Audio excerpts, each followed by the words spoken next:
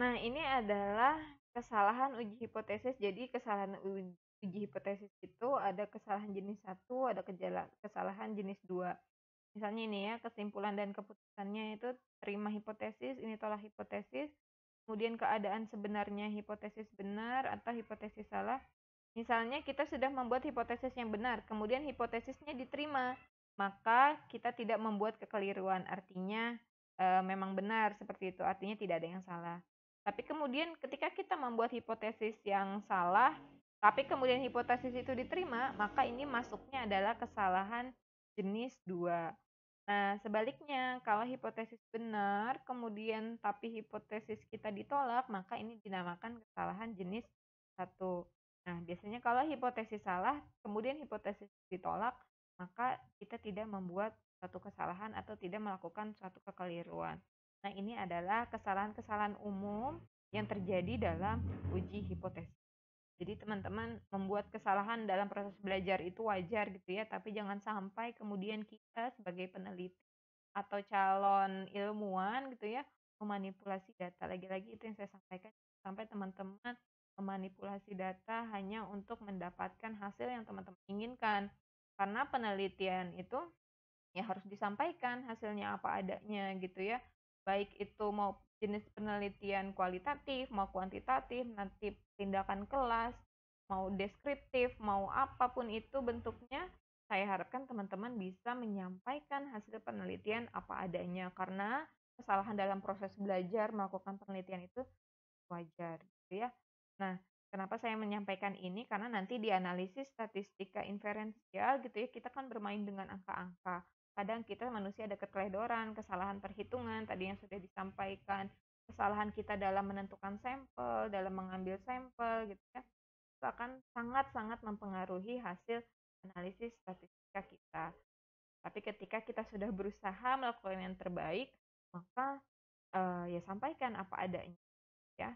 Kemudian yang selanjutnya adalah nanti ketika teman-teman akan melakukan analisis statistik, akan untuk menguji hipotesis itu apakah maka diperlukan taraf signifikansi atau eh, galat atau errornya gitu ya. Taraf signifikansi ini adalah taraf keberartian ada besarnya batas toleransi dalam menerima kesalahan hasil hipotesis terhadap nilai parameter populasi.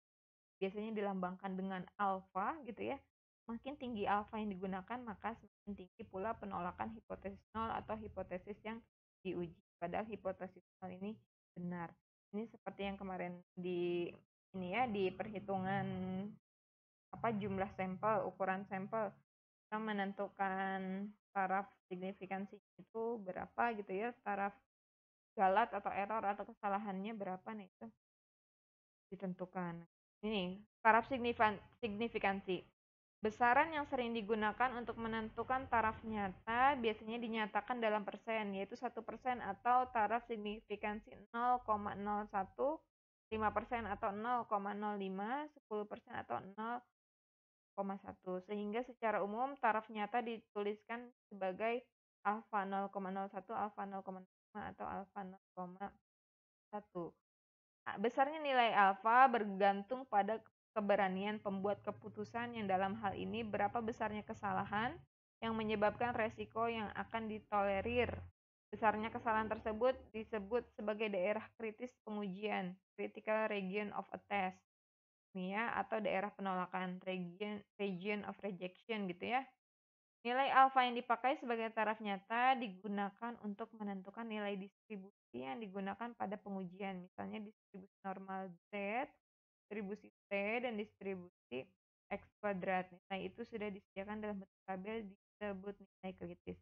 Jadi nanti teman-teman kalau misalnya mau menguji hipotesis dengan perhitungan manual, kecuali dengan pakai software ya. Kalau software itu kan entah pakai SPSS gitu ya atau software statistika lainnya, nanti hasilnya langsung keluar aja gitu ya. Kita tinggal menyimpulkan. Beda kalau kita menghitung secara manual. Kalau kita menghitung secara manual, nanti kita perlu menentukan taraf signifikansinya. Kita mau pilih 0,01, 0,05 atau 0,1 itu terserah kita, itu keberanian kita. Tapi saya biasanya pakainya 0,5 di tengah-tengah aja. Kalau 0,1 itu kegedean gitu ya. Nggak pede kita kalau data kita nanti bisa diterima gitu.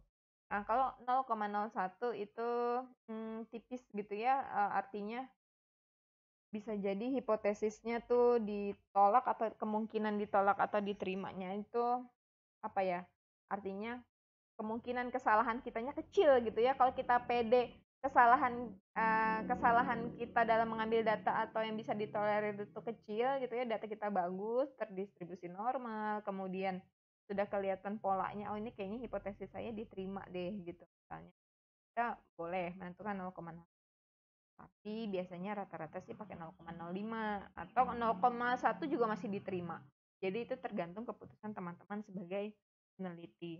Nah, apa itu daerah kritis pengujian atau daerah penolakan? Nanti di slide terakhir kita akan lihat gambaran dari area diterima atau ditolaknya gitu ya. Jadi kalau teman-teman nanti menghitung manual, maka teman-teman harus menghitung gitu ya. Ada rumus tertentu, kemudian dibandingkan menggunakan tabel distribusi normal Z atau tabel Z gitu biasanya kita kenalnya, tabel Z atau tabel T gitu ya. Nah, itu nanti kita lihat. Jadi tabel itu udah dibuat, sudah ada gitu ya, sudah tersedia. Bisa kita download secara bebas gitu ya, atau dari buku-buku statistik. Jadi sudah ditentukan. Jadi kita sudah nggak menghitung lagi. Tapi hasil perhitungan kita itu dibandingkan dengan tabel Z, intinya gitu. Apakah hasil perhitungan kita lebih besar dari tabel-tabel yang itu, tabel Z atau tabel T? Mungkin bingung ya gitu. Nah, lebih baik ini kita bahas nanti di pertemuan selanjutnya gitu ya. Di perhitungan uji hipotesisnya. Kalau sekarang saya masih menyampaikan teori tentang hipotesis biar teman-teman ada gambaran dulu nih sebelum nanti kita masuk statistika inferensia di pekan depan. Tuh, intinya gitu. Intinya ada tabel Z, ada namanya tabel T gitu ya. Nah, itu nanti kita bahas selanjutnya atau kita coba hitung di pertemuan selanjutnya. Tuh, nah itu taraf signifikansi. Jadi untuk menentukan mau pakai 0,01, 0,05 atau 0,1 itu bebas, terserah teman-teman. Tergantung keberanian teman-teman. Mau kemungkinan kesalahannya kecil, kalau kemungkinan kesalahannya kecil pakailah yang 1%. Kalau kemungkinan kesalahannya agak besar gitu ya, pakailah yang 10%. Atau ambil tengah-tengahnya, yang 5%. Ini yang umumnya dipakai di analisis statistik. Tapi ada juga kemungkinan lebih besar dari ini gitu ya. Jadi tergantung keberanian si peneliti.